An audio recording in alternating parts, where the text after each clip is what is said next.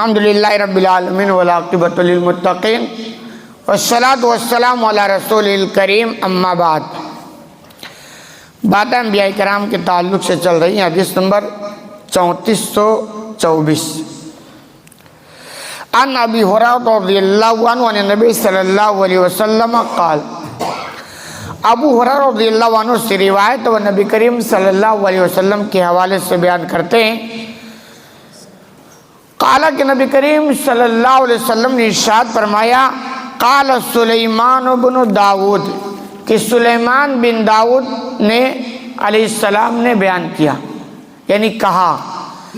سلیمان علیہ السلام بادشاہ تھے، داؤد کے بیٹے تھے، تو ان کا واقعہ آپ نقل کرتے ہیں کہ انہوں نے ایک مرتبہ کہا، لا تفن اللیلۃ علی 70 امرأۃ تعمل کل امرأۃ فارسا یجاہد فی سبیل اللہ، کہ رات کو میں اپنے 70 بیویوں کے پاس جاؤں گا۔ 70 اور بعض لوگوں نے کہا 70 نہیں بلکہ 90 ہے، جس کے معنی ہوتا 90، اور یہ زیادہ صحیح کہا گیا ہے۔ اور تشبیہ ہو سکتی ہے کیونکہ 70 اور 90 کی جو لکھنے کی شکل ہے نا وہ تقریباً ملتی جلتی ہے، اس لیے کنفیوز ہو گیا ہوگا۔ بہرحال تو 70 یعنی اگر مان لیا جائے تو ان کا کہنے کا مطلب تھا کہ میں اپنی پوری 70 بیویوں کے پاس آج جاؤں گا، اور اگر 90 مان لیا جائے تو یہ مطلب ہوگا کہ آپ نے کہا کہ آج میں اپنے 90 بیویوں کے پاس جاؤں گا، یعنی ان کے پاس بیویاں بھاری تعداد میں تھیں، اور ان کے مطلب شریعت میں اجازت رہی ہوگی، تب اس طرح وہ شادی کی ہوگی۔ اور آج بھی ہے ماشاءاللہ، ایک آدمی 4 تو رکھ سکتا ہے۔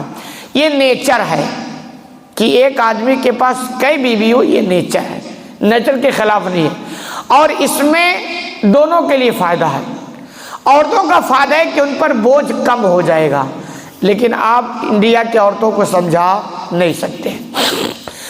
لیکن یہ کام آج دیکھیں عربوں کے اندر یہ ہے، اس کا رواج ہے، اس پر وہ عمل کرتے ہیں، اور ان کے بہت سارے فوائد بھی ہیں، لیکن انڈیا میں نہیں۔ انڈیا میں بلکہ اس کے الٹا سننے میں آتا ہے، ایک عورت اس کے 2 شوہر۔ ویڈیو ابھی کوئی چل رہا تھا، ایک عورت ہے اور اس کے 2 شوہر ہیں، جو بالکل نیچر کے خلاف ہے۔ یہ نیچر ہی ہے کہ ایک آدمی ہو، اس کے 2 3 4 بیویاں ہو، وہ یہ فخر کے ساتھ کہہ سکتا ہے کہ صاحب میرے پاس 2 بیویاں ہیں، 3 بیویاں، 4، یہ بیان کر سکتا ہے۔ لیکن کوئی ایسا نہیں کہہ سکتا کہ بھائی میں وہ آدمی ہوں کہ میرے بیوی کی ایک اور آدمی ہے، کوئی اس کو، یہ غیرت کے خلاف ہے، یہ نیچر کے خلاف ہے، اسلام اس کی اجازت نہیں دیتا ہے۔ بہرحال انڈیا یہاں تو کچھ بھی ہو سکتا ہے۔ تو کہہ رہے ہیں انہوں نے اپنا واقعہ بیان کیا، سلیمان علیہ السلام کے تعلق سے واقعہ بیان کرتے ہیں کہ سلیمان علیہ السلام نے کہا کہ میں آج رات کو 70 بیویوں کے پاس جاؤں گا، تعمل کل امرأۃ فارسا یجاہد فی سبیل اللہ، اور ہر ایک کے یہاں ایک شہسوار پیدا ہوگا، یعنی ہر بیوی کے یہاں ایک بچہ پیدا ہوگا جو مرد مجاہد بنے گا، یجاہد فی سبیل اللہ، جو اللہ کے راستے میں جہاد کرے گا۔ کتنا اچھا عزم ہے، کتنا اچھا حوصلہ ہے، کاش ہمارے ہاں بھی ایسے ہو۔ ٹھیک ہے وہ نہیں تو کم از کم یہ تو کہیں اگر ہمارے یہاں بچہ پیدا ہوا تو چلو ایک کو اللہ کے راستے میں چھوڑ دیں گے، حافظ بن جائے، عالم بن جائے، دین کی خدمت کرے نا۔ سب سے بہترین کام اللہ کی نگاہ میں یہی ہے کہ لوگوں کو اللہ کی طرف بلاؤ، سب سے بہترین کام اللہ کی نگاہ میں ہے، تو ایسا بھی تو جذبہ ہونا چاہیے۔ تو انہوں نے کہا انشاءاللہ سب کے یہاں بچہ پیدا ہوں گے، سب مرد مجاہد ہوں گے، اور سب اللہ کے راستے میں جہاد کریں گے۔ کہہ رہے فقال لہ صاحبہ، تو ان کے ساتھیوں میں سے کسی نے کہا انشاءاللہ۔ انشاءاللہ کا مطلب اگر نہیں جانتے تو جان لیں، اگر اللہ نے چاہا۔ کہہ رہے فلم یقل، لیکن سلیمان علیہ السلام نے اس جملے کو نہیں کہا اگر اللہ نے کہا چاہا۔ سیکھ لے خوب اچھی طرح، ایک آدمی کو کوئی کام کرنا ہو پوری کوشش کرے، لیکن اگر اللہ نہ چاہے نا تو وہ کام نہیں ہو سکتا ہے۔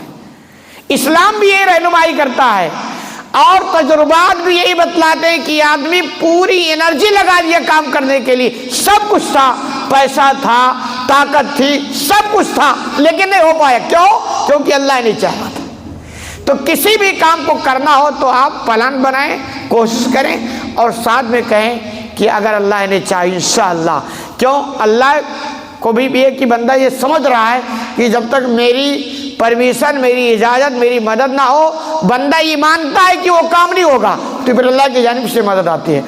تو سلیمان علیہ السلام سے غالباً یہ چوک ہو گئی کہ انہوں نے انشاءاللہ نہیں کہا، یعنی وہ اپنی طاقت پر اور اپنی قوت پر ان کو اتنا اعتماد ہوا کہ انشاءاللہ یہ سارا کام ہو جائے گا، اور انہوں نے انشاءاللہ کہنے کی ضرورت محسوس نہیں کی، یا ان سے چوک ہو گئی. کہہ رہے وَلَمْ تَحْمِلْ شَيْئًا إِلَّا وَاحِدًا سَاقِطًا عَلَى سِكِّهِ.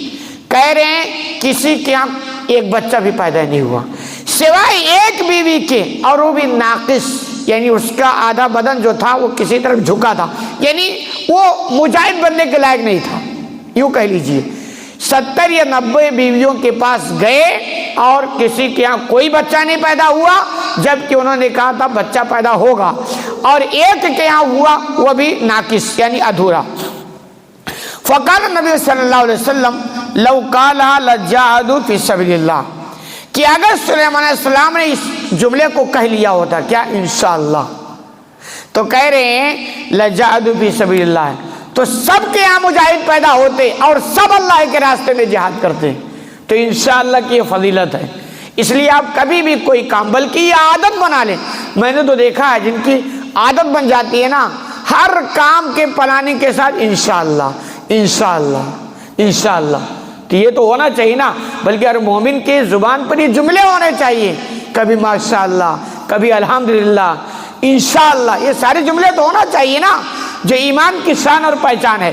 تو اللہ کے رسول نے کہا اگر وہ کہہ لیے ہوتے تو پھر سارے مجاہد بنتے اور سب اللہ کے راستے میں جہاد کرتے، اور کتنا بڑا کام ہوتا. تو ہمیں بھی انشاءاللہ کی اہمیت کو سمجھنا چاہیے. کوئی بھی کام کرنے کا ارادہ کریں تو انشاءاللہ ضرور کہہ لینا چاہیے. اللہ رب العالمین سے دعا ہے کہ الہ العالمین تو ہمیں کہنے سنے زیادہ عمل کرنے کی توفیق عطا فرما.